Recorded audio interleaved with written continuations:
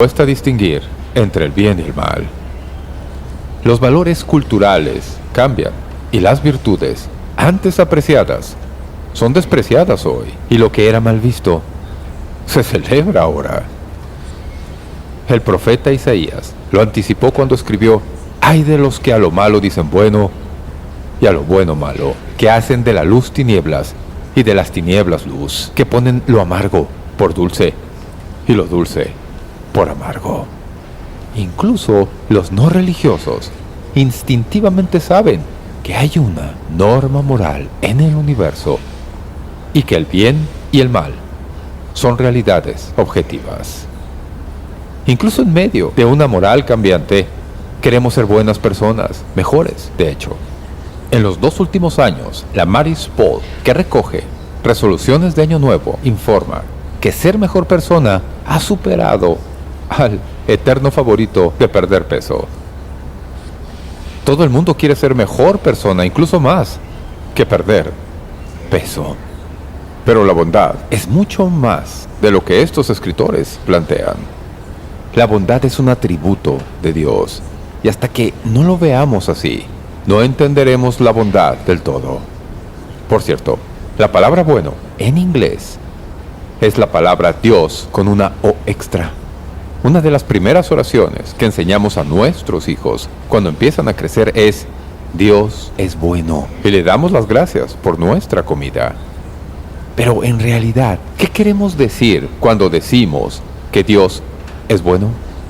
La Biblia presenta esta verdad una y otra vez. Podría pasar todo el tiempo de mi mensaje citando pasajes de la Biblia que hablan de la bondad de Dios. Éxodo 34:6. Jehová, Jehová, fuerte, misericordioso y piadoso, tardo para la ira y grande en misericordia. Primero de Crónicas 16:34 dice: aclamad a Jehová, porque Él es bueno. Salmos 34:8. Gustad y ved que es bueno Jehová. Cuando digo que Dios es bueno, hablo de su gracia, de su misericordia. Cuando digo que Dios es bueno, hablo de su perfección, su excelencia.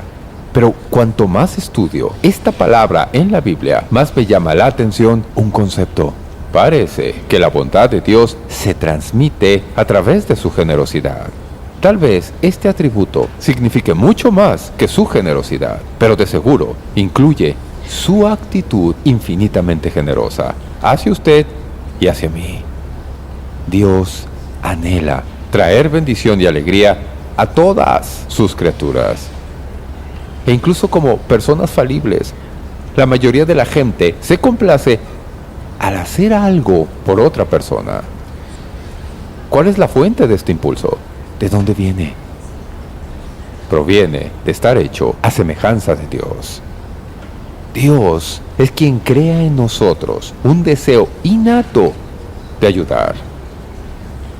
Mateo 7:11 dice: pues si vosotros, siendo malos, sabéis dar buenas dádivas a vuestros hijos, ¿cuánto más vuestro Padre que está en los cielos dará buenas cosas a los que le piden? Quiero que piense en el mayor placer que haya sentido al hacer algo por otra persona. Multiplíquelo por billones. Ese es el corazón de Dios. Mientras lo consideramos, le comparto algunos aspectos de la bondad de Dios para que lo usemos a diario. Primero, Dios es bueno. Él nos provee. Experimentamos la bondad de Dios por la forma en que nos cuida. El salmista dijo: hubiera yo desmayado si no creyese que veré la bondad de Jehová en la tierra de los vivientes. Aquí estoy para decirle hoy que no importan las circunstancias, detrás de lo desconocido está esta verdad: tenemos un Dios bueno. Es increíble pensar en esto, y cuando estamos en la voluntad de Dios mediante Cristo, nunca enfrentaremos una necesidad para la cual Dios no nos dé una provisión. Piense en esto: el que nos dio pulmones creó el aire. El que nos dio estómago provee los alimentos. El que nos hizo a su imagen proveyó compañía. Y aquel que nos hizo con ojos creó panoramas encantadores para disfrutarlos. El que nos hizo con almas eternas dispuso un camino al cielo a través de Cristo. Para lo que necesitemos, la bondad de Dios da la respuesta. Salmo 33:5 dice: de la misericordia de Jehová está llena la tierra. Al principio de este mensaje cité el Salmo 34:8: gustad y ved que es bueno Jehová. Tendemos a interpretarlo de forma metafórica y espiritual, pero hay una verdad literal. A veces necesitamos probar algo y decir: esto viene de Dios y es bueno. A veces necesitamos contemplar una magnífica vista, oler un aroma muy agradable y recordar que Dios es bueno. Él nos dio 5 sentidos y sus provisiones llegan a cada uno para recordar su bondad. Él es bueno. Él nos provee. ¿Podemos decir un amén a eso? Él nos provee. Amén. Número 2. Dios es bueno y nos tiene paciencia. Vemos la bondad y la generosidad de Dios en su gran paciencia con nosotros. De hecho, en la Biblia, la idea de la paciencia de Dios está vinculada con la idea de su bondad. El Salmo 100, 4 y 5 dice: alabadle, bendecid su nombre, porque Jehová es bueno, para siempre es su misericordia. Dios no se queda sin misericordia. Es un Dios bueno. Su misericordia representa su paciencia. Todas las bendiciones de Dios pueden organizarse bajo 2 títulos: su gracia y su misericordia. La gracia es todo lo que Dios nos da que no merecemos, y misericordia es todo lo que Dios no nos da, aunque lo merezcamos. ¿Cuántos dan un feliz amén a que Dios tenga gracia y misericordia? Su paciencia y misericordia nunca se agotan, sino que perduran por todos los siglos. No sé ustedes, pero no sé cómo Dios nos aguanta. Ha orado: Señor, soy yo otra vez. Y es lo mismo otra vez. Y no es mejor que la última vez que estuve aquí. Y Dios dice: bien, cuéntame de eso. Es como cuando le ha dicho a su hijo 100 millones de veces que no lo haga, y lo sigue haciendo. Dios nunca se da por vencido. La Biblia dice que Dios da de su sabiduría a todo aquel que la pida sin reprenderlos y sin regañarlos. No nos regaña por clamar por una necesidad. Es un Dios paciente. Su misericordia es inagotable y es un derivado de su bondad. Dad gracias al Señor por su misericordia. Reflexionen sobre esto.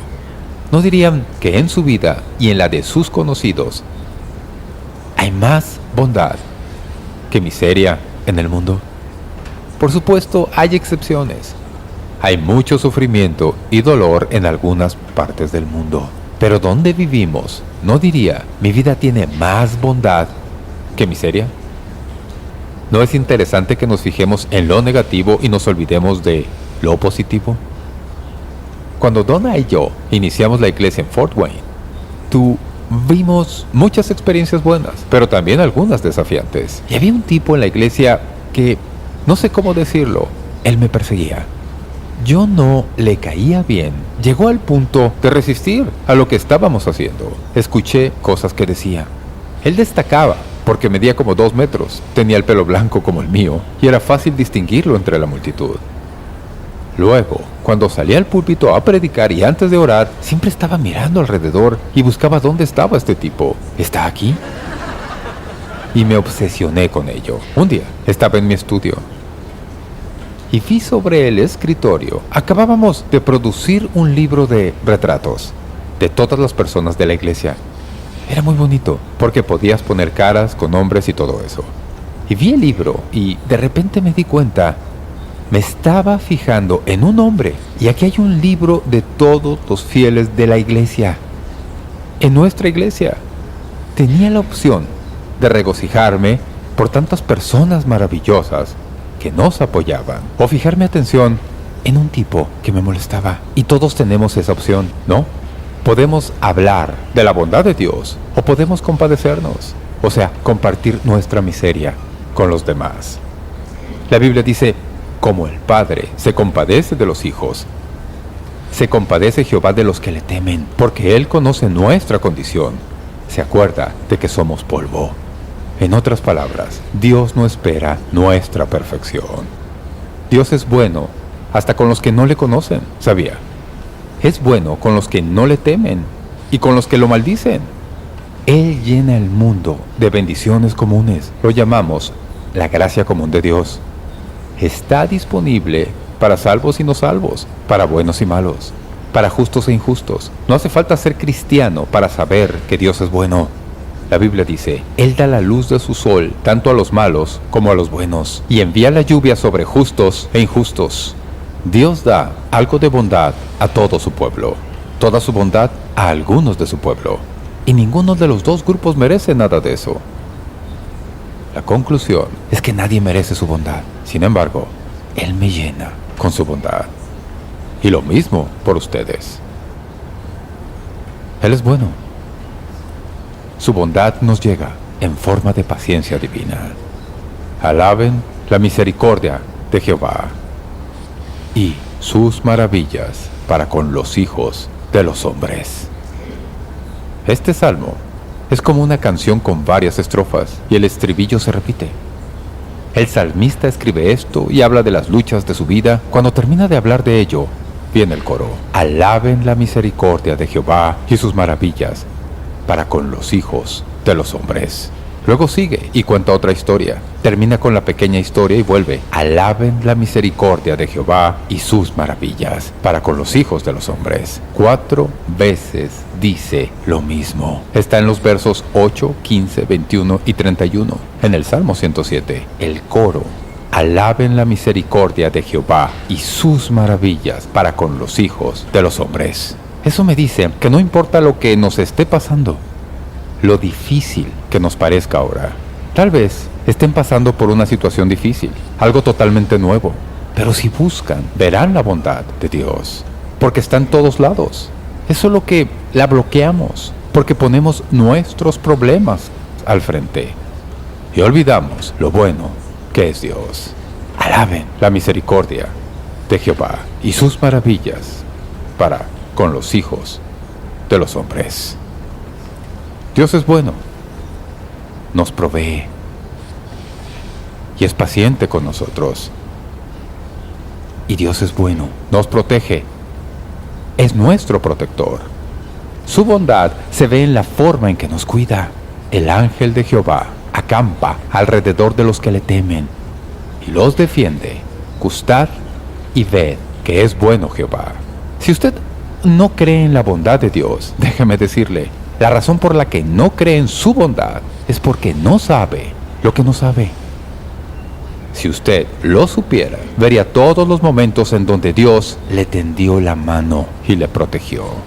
Su bondad protege a su pueblo, y solo cuando lleguemos al cielo podremos mirar hacia atrás, si tal vez eso se nos permite hacer, y ver cada vez que la bondad de Dios nos rescató. Y le alabaremos, porque su bondad nos protege. Dios es bueno, Él nos guía. La bondad de Dios nos guía en la vida. Salmo 143:10 dice, enseñadme a hacer tu voluntad, porque tú eres mi Dios. Tu buen espíritu me guía a tierra de rectitud. Aquí, el salmista conecta la bondad de Dios con su liderazgo en nosotros. Podemos conectarlo con el pasaje del Nuevo Testamento. El Señor Jesús tenía algo importante que decir en el Sermón del Monte. Vale la pena reflexionar sobre sus palabras porque es su mensaje. Los mandatos de Dios son parte de su bondad. Tenemos conceptos incorrectos porque a veces leemos en la Biblia que hay provisiones para nosotros. Y como hoy, a la gente no le gustan los conflictos con su idea de libertad personal. A veces, las reglas que leen en la Biblia se oponen con la idea que tienen de la bondad de Dios. Pero su bondad se demuestra siempre en el camino que elige para nosotros en la vida y por la guía que provee para nuestra fe. Escuche, Jesús dijo, entrad por la puerta estrecha, porque ancha es la puerta y espacioso el camino que lleva a la perdición, y muchos son los que entran por ella. Porque estrecha es la puerta y angosto el camino que lleva a la vida, y pocos son los que la hallan. Si lee ese párrafo, descubrirá que hay dos puertas, una ancha y otra estrecha. Dos caminos, uno amplio y otro difícil. Dos grupos de personas, los muchos y los pocos. Y hay dos destinos, la destrucción y la vida. Imagine que no conoce del Evangelio y está tratando de saber qué camino debe tomar. Está en la encrucijada. El camino ancho va por ahí y el camino estrecho por allá. No sabe de Dios. ¿Cuál elegiría? La mayoría miraría por el camino ancho y vería multitudes por ahí. Por ahí debe ser. Pero sabemos que no es. Porque está escrito que ese camino amplio lleva a la destrucción. Ese camino ancho que toda la gente quiere tomar conduce a muerte. Solo la puerta estrecha, el camino difícil, conduce a la vida eterna. Ahí es a donde Dios nos guía. Si usted es cristiano hoy, Dios lo puso ahí por su bondad y gracia. Él nos dice, hoy escojo para ti este camino. La puerta estrecha, el camino difícil. Elijo pocos compañeros, porque veo lo que hay al final del camino. Nunca ha habido un momento en la historia en el que la teología de la puerta estrecha esté más en desuso que hoy. Aún así, no nos enseña la vida misma que Dios es bueno y su camino es el mejor. El amplio camino que vemos hoy es un estilo de vida libre de toda guía moral. Está libre de toda mesura espiritual y límites éticos. Puede probar los placeres de la vida, vivir como quiera, hacer cosas solo para sentirse bien. Esto es decir, comamos y bebamos porque mañana moriremos. El camino estrecho tiene límites y barandillas. Los que viajan por el camino ancho nos miran y dicen, vamos hombre, disfruta, relájate, haz estas cosas de vez en cuando. Creen que los que estamos al otro lado somos los raros. Somos esposos que deciden unirse para toda la vida, con desafíos. Somos padres que cuidan a sus hijos y no todo es dinero. Somos hijos que respetan a sus madres y padres, familias que van a la iglesia. Servimos al Señor y tratamos de hacer siempre lo correcto. Es difícil a veces estar en el camino estrecho, pero no hacerlo es caminar directamente a la destrucción.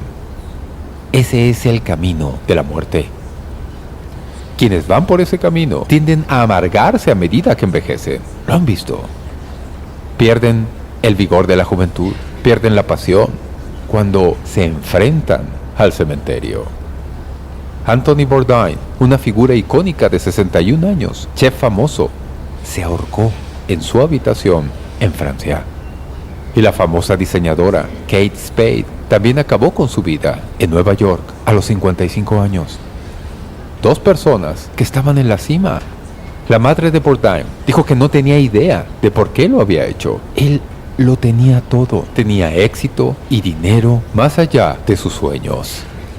En un artículo de seguimiento de estos dos suicidios, leí lo siguiente. Qué fuertemente habla la disonancia entre lo que vemos de la gente en el exterior y lo que experimentan en su interior, entre su cara pública y su realidad privada, entre su visible ostentación y su invisible dolor. En ese entonces, las estadísticas gubernamentales revelaron un asombroso aumento en los suicidios de americanos. Entre 1999 y 2016 aumentó un 25%. En otras palabras, 45,000 personas se quitaron la vida. No todo está bien en el camino amplio. Y muchos toman ese camino, imaginando cómo será el día que alcancen esa meta. Y llegan ahí y se sienten vacíos. No es lo esperado, porque Dios nos ha creado para nunca estar satisfechos con nada ni nadie más que con Él. Y cuando vamos por el camino estrecho, es difícil, pero detrás está la visión de conocer a Dios y ser conocido por Él y saber que pase lo que pase, Dios está ahí y es bueno y todo en orden. En este camino, las personas se van acercando a Dios cuando llegan al final de sus vidas. Ven que su relación se afianza, ven crecer la confianza en su comprensión de Dios. Siguen dando fruto en la vejez y se mantienen avivados.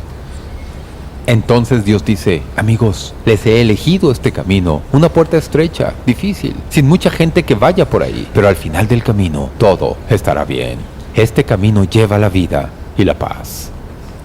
Si usted está aquí y no entiende esto, tal vez sea porque está en el camino equivocado. Hay un lenguaje que se aprende en el camino estrecho que no entienden los del camino ancho.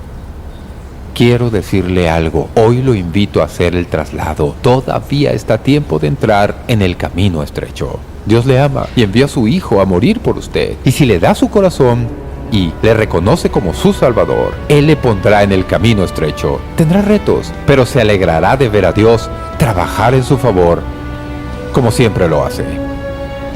Él es bueno y es digno de su confianza.